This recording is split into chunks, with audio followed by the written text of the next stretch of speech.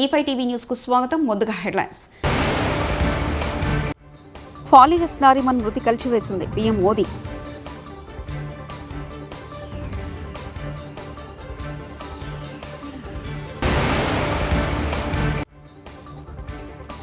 మేడారం శ్రీ సమ్మక్క సారలమ్మ జాతరకు టీఎస్ఆర్టీసీ అన్ని ఏర్పాట్లు పూర్తి.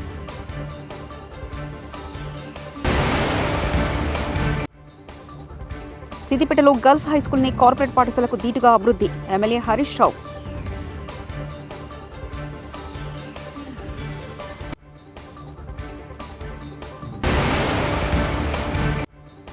జగన్ విష సంస్కృతి కుటుంబాలకు పాకింది పవన్ కళ్యాణ్.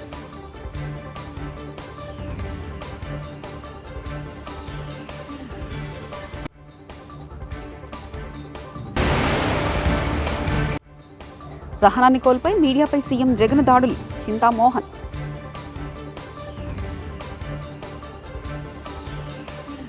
భారత ప్రఖ్యాత న్యాయనిపుడు సుప్రీంకోర్టు సీనియర్ న్యాయవాది ఫాలియస్ నారిమన్ 95 సంవత్సరాలు. ఆయన మృతి పట్ల ప్రధాని నరేంద్ర మోదీ ఎక్స్ వేదికగా స్పందించారు. అత్యుత్తమ న్యాయవాదులతో నారిమన్ ఒకరిని మోదీ పేర్కొన్నారు. సామాన్య పౌరుల కోసం తన జీవితాన్ని అంకితం చేశారన్నారు. అత్యుత్తమ న్యాయవాదులు మేధావులతో ఒకరు పాలి నారిమన్.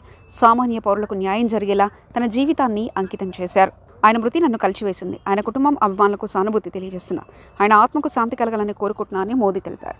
సీఎం జగన్ మోహన్ రెడ్డి తాను అవలంబిస్తున్న విష సంస్కృతిని కుటుంబాలకు కూడా వ్యాపించేలా చేస్తున్నారని జనసేన అధినేత పవన్ కళ్యాణ్ విమర్శించారు. సొంత చెల్లికి న్యాయం చేయని వ్యక్తి ప్రజలకే న్యాయం చేస్తారని ప్రశ్నించారు. భీమవరంలో జన సైనికులతో పవన్ కళ్యాణ్ బుధవారం సమావేశం నిర్వహించారు. ఈ సందర్భంగా ఆయన మాట్లాడుతూ బీసీ కులాల మధ్య సఖ్యత లేకపోవడంతో జగన్ దగ్గర దేహీ అనాల్సి వస్తుందని, జగన్ దగ్గర అధికారం ఉంది, అందుకే ఆయన చెప్పిందే వేదంలా పరిస్థితులు ఉన్నాయి, వీటిని మార్చాలి. రానున్న ఎన్నికల్లో ప్రజలు జగన్కి బుద్ధి చెప్పడం తథ్యం.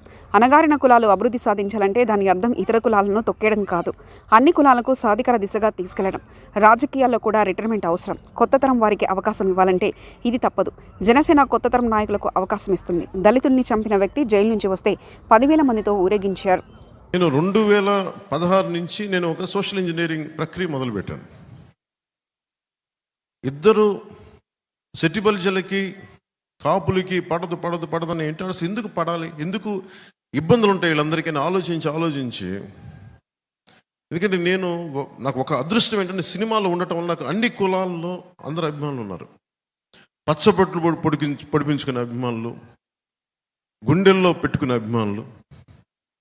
2016-17 పోరాట యాత్ర చేస్తున్నప్పుడు పాయకరావుపేటలో నా కోసం తోరణాలు కడతా విద్యుద్ఘాతానికి గురై ఇద్దరు యువకులు చనిపోయారు. నేను పరామర్శకు వారి ఇంటికి వెళ్తే సెట్టిబల్జి కులానికి చెందిన నా అభిమాని, రజక కులానికి చెందిన అభిమాని. నేను ఇన్ని కులాల అభిమానాన్ని పొందిన వాడిని. నేను పుట్టడానికి కాపు కులంలో పుట్టినప్పటికీ కూడా నేను కేవలం కాపు కులానికే పని చేస్తాను, కాపుల కోసమే పార్టీ నేను పెట్టలేదు. నేను అందరి కోసం పెట్టాను పార్టీ. ఎందుకంటే పొలిటికల్గా నేను రైట్గా మాట్లాడను, ఏది ఆకట్టుకునేలా మాట్లాడను, ఏది సరైందో నేను అదే మాట్లాడతాను. ఒక జబ్బుకి మందు సరిగ్గా మాట్లాడటం, సామాజిక రుగ్మతలకి సరిగ్గా మాట్లాడటం, చెప్పడం. నేను ఆ రోజున కోరుకుంది కోనసీమలో కాపులకి సెట్టిబల్జులకి గొడవలు తగ్గాలని నేను కూర్చొని ఇట్లాగే సోషల్ ఇంజనీరింగ్ అంటే దాని మీద ఒక హెవీగా ఆలోచించకండి. కూర్చొని సమన్వయపరచడం, మాట్లాడటం, మెత్తగా మాట్లాడటం, సమస్యలుంటే బయటికి తీసుకురావడం. ఆ రెండు గ్రూపుల్ని నేను ఎక్కడో ఒక చిన్న ఇలాంటి హాల్లో మొదలు పెడితే ఈరోజు అది నిన్న ఎక్కడి దాకా వచ్చిందంటే కోనసీమ జిల్లాకు చెందిన వాసంశెట్టి సుభాష్ అని సెట్టిబల్జుల యువకుడు, అలాగే గంధం పల్లం రాజుని కాపు కులానికి చెందిన యువకులు, అలాగే బాలయోగి గారి అబ్బాయి హరీష్ అని మీద తెలిసిన దళిత కులానికి చెందిన వ్యక్తులు, అలాగే ఈ చిక్కాల గణేష్ గారు, వీళ్ళందరూ కూడా ఏకమై నేను ఏదైతే చెప్పానో దాన్ని తూచా తప్పకుండా పాటించి ఈ రోజున దాదాపు ఎక్కడికి వెళ్ళినా కాపు కులస్తులు సెట్టిబల్జలకు ఆహ్వానం పలుకుతున్నాం అని చెప్పి మైత్రి భోజనాలు, కార్తీక మాసంలో వన భోజనాలు పెడుతుంటే నాకు ఎంత ఆనందం వేసిందంటే వాళ్ళందరినీ చూస్తే, అందుకు నేను ఆ హక్కును చేర్చుకున్నాను.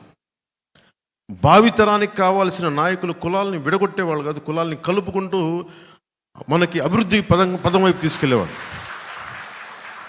నేను అలాంటి యువకులు ఏ పార్టీలో ఉన్నా నేను గుండెల్లో చేర్చుకోవడానికి, హక్కును చేర్చుకోవడానికి, కొంతమంది తెలుగు వేరే పార్టీలో ఉన్న వాళ్ళందరి పక్కన. టీడీపీ ఎంత విష ప్రచారం చేసినా వాస్తవాలేంటో ప్రజలకు తెలుసు. రికార్డు స్థాయిలో గెలవడానికి మనం ఇంతలా కష్టపడుతున్నామని ప్రజలకు తెలియజేసే బాధ్యత మనపై ఉంది. వైఎస్ఆర్సీపీ ప్రధాన కార్యదర్శి సజ్జల రామకృష్ణారెడ్డి. మళ్ళీ ఎవరు రావాలంటే ఈ ప్రభుత్వం రావాలా. పునాదులు అయినాయి, బేస్ మట్టం అయింది, పైకి వచ్చింది, పైన సూపర్ స్ట్రక్చర్ రెడీగా ఉంది.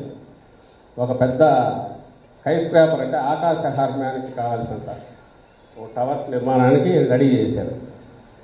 ఇప్పుడు ఏమాత్రం ఏమర్పాటు అయినా కూడా ఇది ఇక్కడే ఆగిపోతుంది. ఇంకా దాన్ని ఆ బేస్మెంట్ మీద వాళ్ళ సొంతం కట్టుకోవడానికి, సొంతం భవనాలు కట్టుకోవడానికో ఇంకా ఏ రకంగా చేయాలనేది టీడీపీ కాల్చుకోండి. దోపిడీ ఎట్లా చేయాలా, ఎట్లా దోచుకోవాలన్నదా ఇది కళ్ళ ముందు కనపడేది.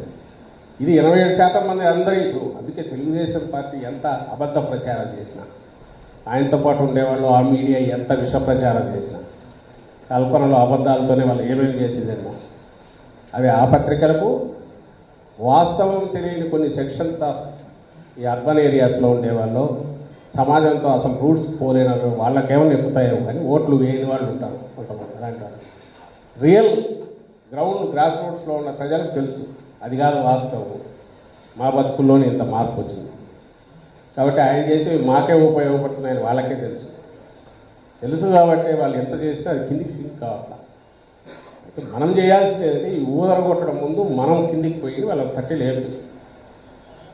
రిస్క్ ఇటు పోతే రిస్క్. ఆల్రెడీ మంచి బాటలో నడుస్తున్నాం, ఇది పక్కాగా నడవాలి. మనం మళ్ళీ ఇక తిరుగులేని ఈసారి దెబ్బ కొట్టాలి. 175 టార్గెట్ పెట్టుకోవాలి. అందుకోసం నేను ఇంత శ్రమపడతాలో మీ దగ్గరికి వస్తున్నామని చెప్పండి. గెలవడం మనం గవర్నమెంట్ ఫామ్ చేయడానికి ఇంత కష్టపడాల్సిన అవసరం లేదు. మీరు తిరగాల్సిన అవసరం లేదు. 110 120 అయితే ఏం కష్టపడాల్సిన అవసరం లేదు. వాళ్ళంతటా వాళ్ళు రెడీగా ఉన్నారు. వాళ్ళకి ఫ్యాన్ గుర్తు మీద ఓటు వేయడానికి, గుద్దడానికి రెడీగా ఉన్నారు జనం కూడా. మనం చెప్పాల్సిన అవసరం లేదు. ఆ మిగిలినది ఎట్లా చేయాలనేదే మనం. పాస్ కావడము, ఫస్ట్ క్లాస్ రావడం అనేది ఇష్యూ కాదు. స్టేట్ ఫస్ట్, నేషనల్ ఫస్ట్ రావడానికి ఎట్లయితే ఆ ఎక్స్ట్రా ఎఫర్ట్, ఆ అడిషనల్ ఎఫర్ట్ మనం చేయాలి. మేడారం శ్రీ సమ్మక్క సారలమ్మ జాతరకు ప్రభుత్వ సహకారంతో టీఎస్ఆర్టీసీ అన్ని ఏర్పాట్లు చేసింది. భక్తుల సౌకర్యార్థం 6,000 ప్రత్యేక బస్సులు నడుపుతోంది. ఆర్టీసీ బస్సులు అమ్మవారి గద్దెలకు అతి దగ్గరలో వెళ్తాయి. ఆర్టీసీ బస్సులో ప్రయాణించి సురక్షితంగా వరదేవతలను దర్శించుకోవచ్చు. ముఖ్యంగా ఈసారి మహాలక్ష్మి పథకం ఉండడంతో ఎక్కువ మహిళలు, ఆడపిల్లలు, థర్డ్ జెండర్ వాళ్ళు వస్తారని చెప్పి మనము అంచనాతోనే ఈసారి మన బస్సెస్ కావచ్చు, క్యూ లైన్స్ కావచ్చు, పార్కింగ్ ఫెసిలిటీస్ కావచ్చు, అకామిడేషన్ ఫెసిలిటీస్ కావచ్చు, అన్నీ కూడా మనం ఎక్కువ చేయడం జరిగింది. సో ప్రజలందరూ కూడా ఈసారి సమ్మక్క సారలమ్మ జాతరకు పెద్ద సంఖ్యలో వచ్చేసి ఆశీస్సుని పొందాలని చెప్పి కోరుతున్నాను. అదేవిధంగా అక్కడక్కడ కొన్ని బస్సెస్ మనము విడ్రా చేయడంతో కొంత బస్సెస్ కూడా తక్కువ ఉండొచ్చు. ప్రజలందరూ కూడా మా డ్రైవర్సు, కండక్టర్సు, మా సిబ్బందితో కూడా కోఆపరేట్ చేయాలని చెప్పి నేను మరీ కోరుతున్నాను.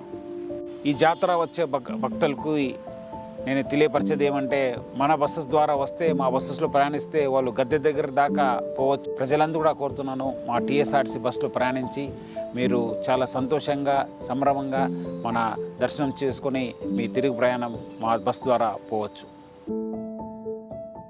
సిద్దిపేట పట్టణంలోని గర్ల్స్ హైస్కూల్ను కార్పొరేట్ పాఠశాలకు దీటుగా అభివృద్ధి చెందుతుందని మాజీ మంత్రి ఎమ్మెల్యే హరీష్ రావు పేర్కొన్నారు. 50 లక్షలతో కంప్యూటర్ ల్యాబ్ ప్రారంభం చేసుకున్నామని ఆయన అన్నారు. రాబోయేది మొత్తం కంప్యూటర్ యుగమే అని, విద్యార్థులందరూ కంప్యూటర్ పరిజ్ఞానం పెంపొందించుకోవాలని ఎమ్మెల్యే హరీష్ రావు సూచించారు. విజయనగరం ఖాదర్ నగర్లో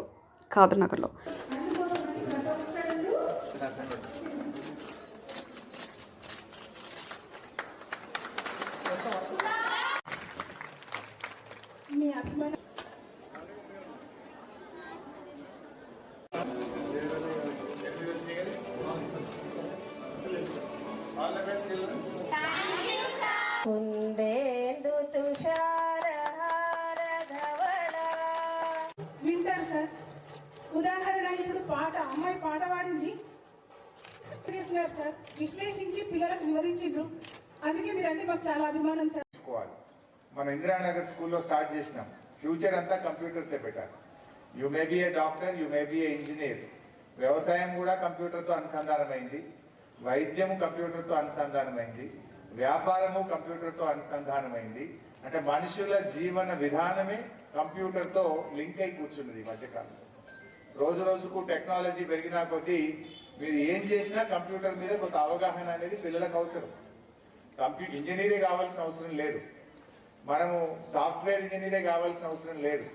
బట్ మీరు వ్యాపారం చేసినా, వ్యవసాయం చేసినా, మీరు డాక్టర్ అయినా, ఇంకే బిజినెస్ చేసినా, ఏ వృత్తిలో ఉన్నా కంప్యూటర్ పరిజ్ఞానం అనేటువంటిది మనుషులకు జీవన విధానంలో భాగమైపోయినటువంటి పరిస్థితి. సో అందువల్ల కంప్యూటర్ మీద మినిమం నాలెడ్జ్ తెలియదు. కానీ ఇవాళ కంప్యూటర్ లేకుంటే జీవనమే గడవని పరిస్థితి వచ్చింది. సో అందువల్ల మీకు ఈ కంప్యూటర్ నాలెడ్జ్ అనేటువంటిది మీ భవిష్యత్తులో మీకు ఎంతగానో ఉపయోగపడాలి. ఇదేదో కార్పొరేట్ స్కూళ్ళకో ప్రైవేట్ స్కూళ్ళకే పరిమితం కావద్దు. పేదలు చదువుకునే మా గర్ల్స్ హై స్కూల్లో కూడా ఆ వసతి మీకు రావాలని ఈ 50 లక్షల రూపాయలతో దీన్ని ఏర్పాటు చేస్తున్నాం. కూడా బాగా కష్టపడుతున్నారు. మంచి కోఆపరేషన్ మా ఉపాధ్యాయుల నుంచి కూడా నాకు అందుతా ఉంది. ఈ స్కూల్ నుంచి కూడా లాస్ట్ టైం SSCలో 99% రిజల్ట్ వచ్చింది ఈ స్కూల్లో, 99. బట్ ఐఎమ్ కాన్ఫిడెంట్ ఈసారి 100% ఫలితం వస్తుందని ఆశిస్తున్నాను. సో మరి 10/10 చేస్తున్నారా? సో నాకు ఈసారి పోయినసారి 99 వచ్చింది, ఈసారి 100% రిజల్ట్ నేను గర్ల్స్ హై స్కూల్. చాలా సంతోషం. చూస్తూ ఉండగానే మన గర్ల్స్ హై స్కూల్ దినదినాభివృద్ధి జరుగుతూ ఉంది. ఒకప్పుడు ఒక 8 ఏళ్ల క్రితం 10 ఏళ్ల క్రితం గర్ల్స్ హై స్కూల్కి వస్తే వర్షాకాలం వచ్చిందంటే పైనుంచి పెచ్చులూడు పడతా ఉంది.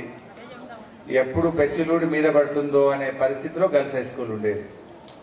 లోకల్ ఎమ్మెల్యేగా నన్ను పిలిచి, చూడండి సార్ మా స్కూల్ పెచ్చులూడు పడతా ఉంది, పిల్లలు భయపడుతున్నారు. పత్రికా స్వేచ్ఛకు విఘాతం కలిగించడం రాజ్యాంగ విరుద్ధమని కేంద్ర మాజీ మంత్రి చింతామోహన్ అన్నారు. కేంద్ర రాష్ట్ర ప్రభుత్వాలు అధికార దుర్వినియోగానికి పాల్పడ్డాయంటూ తిరుపతిలో నందిగుడిలో నిరసన చేపట్టారు. అనంతపురం, కర్నూలులో మీడియాపై జరిగిన దాడిని ఆయన ఖండించారు. ముఖ్యమంత్రి జగన్ సహనాన్ని కోల్పోయి మీడియాపై దాడులకు దిగుతున్నారని తెలిపారు. ఈనాడు ఈ పత్రికల పైన మరి చర్యలు, వాళ్ళని కొట్టడం, తిట్టడం ఇది తప్పు. చర్యలను నేను ఖండిస్తున్నాను. ముఖ్యంగా మరి సహనాన్ని కోల్పోతున్నాడు జగన్మోహన్ రెడ్డి, సహనాన్ని కోల్పోతున్నాడు, మీడియా పైన పడుతున్నాడు. మీడియా ఏం చేస్తుందయా? ఉన్న విషయాలను బయట పెడుతుంది. మీడియాకు నువ్వు భయపడి కొడితే ఏమవుద్ది? కొంచెం తెలివి తెచ్చుకొని మీడియాని గౌరవించమని, నీ తప్పులుంటే ఎత్తి చూపుతారు, నువ్వు తప్పులు చేయబాకు. బటన్ నొక్కి పేద వర్గాలకు డబ్బులు పంచినంత మాత్రాన అభివృద్ధి సాధ్యం కాదని ఏపీ ఆర్థిక శాఖ మాజీ ముఖ్య కార్యదర్శి విశ్రాంత IAS పివి రమేష్ అభిప్రాయపడ్డారు. రాష్ట్రాన్ని అభివృద్ధి పథంలో నడపాలంటే మౌలిక వసతుల కల్పన, పరిశ్రమల స్థాపన జరగాలన్నారు. జనచైతన్య వేదిక ఆధ్వర్యంలో ఏపీ ఆర్థిక పరిస్థితిపై గుంటూరులో ఏర్పాటు చేసిన ముఖాముఖి కార్యక్రమంలో ఆయన మాట్లాడారు. ఒప్పందంతో తీసుకున్న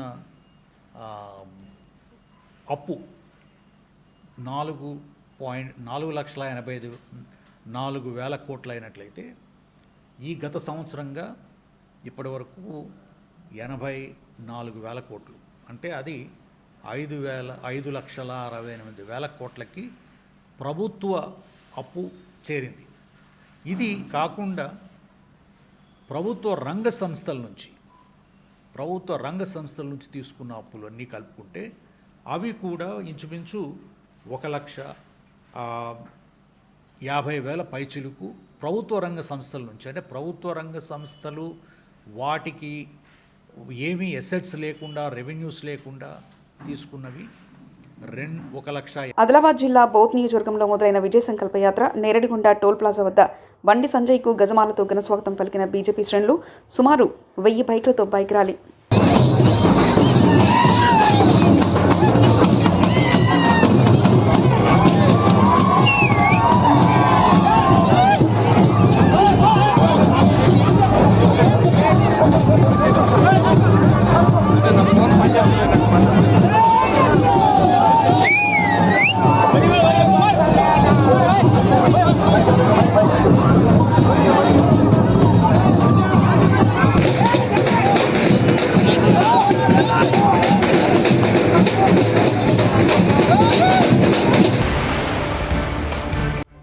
ఫాలియస్ నారిమన్ మృతి కలిచివేసింది పీఎం మోదీ.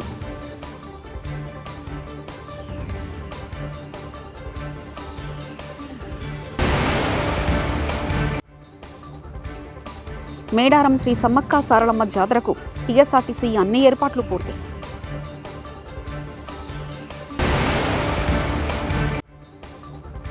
సిద్దిపేటలో గర్ల్స్ హైస్కూల్ని కార్పొరేట్ పాఠశాలకు దీటుగా అభివృద్ధి, ఎమ్మెల్యే హరీష్ రావు.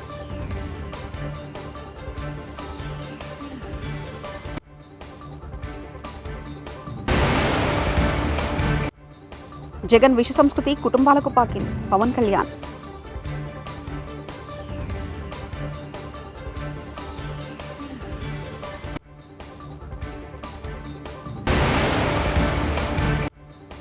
సహనాన్ని కోల్పోయి మీడియాపై సీఎం జగన్ దాడులు, చింతామోహన్.